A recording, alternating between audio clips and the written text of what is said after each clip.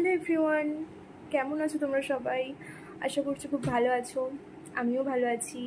তো আজকে অনেক দিন পর একটা ছোট্ট ভিডিও তোমাদের সাথে শেয়ার করছি, কারণ আমার তোমাদেরকে কিছু দেখানোর আছে। এক্স্যাক্টলি মানুষের জীবনে অনেক কিছু ঘটে যায়।